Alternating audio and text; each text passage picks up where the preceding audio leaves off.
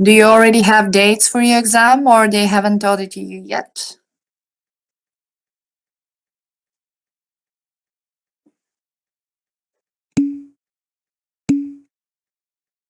Okay, you can tell it to me. I don't know it yet.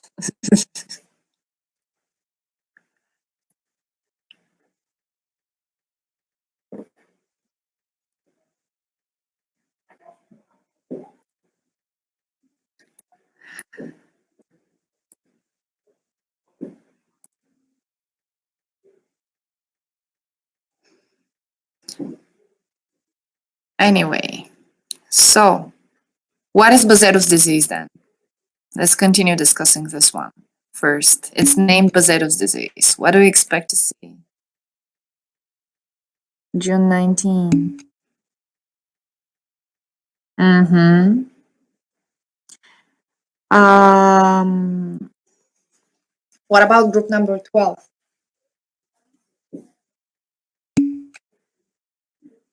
On the 10th. So 10th and 19th. I'll have them in my mind.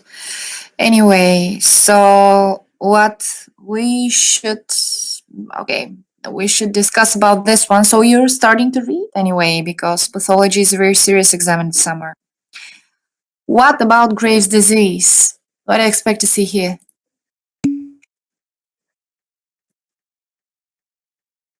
Yes, first, but that's clinically. So, what should we expect to see on a slide of pathology? Thinking about the clinics, we should relate it with pathology.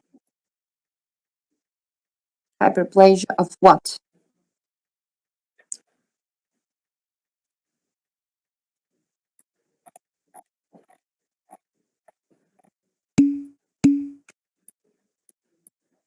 Did it disappear? No, it's still there. Enlargement of the gland, hyperplasia of the follicles. Yes, follicular epithelium of the cuboid cells, which are covering the follicles. And take a look at this now. Oh, it disappeared again. Sorry, I'll share it. I found exactly a place which could be very informative for this hyperplasia. Take a look at the follicles here. Follicles filled with colloid diffusely everywhere. That is not something specific. Take a look at these now here. Do they appear like papillary structures inside? A little bit, yes. They are covered with more epithelium. When there is such papillary architecture, which is sort of going inside in the glands, in the follicles, or they appear as if something micropapillary is growing inside, but we don't see features of malignancy. This one is again really, really thick one, and the nuclear characteristics is awful. So this one should be suggested for exclusion according to me.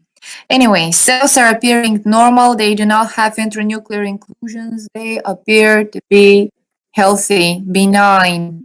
And what we see is this micropapillary growth inside in the dilated follicles, which is performing as multiple cells covering, but also inside, right next to the base of the follicle, the basement membrane.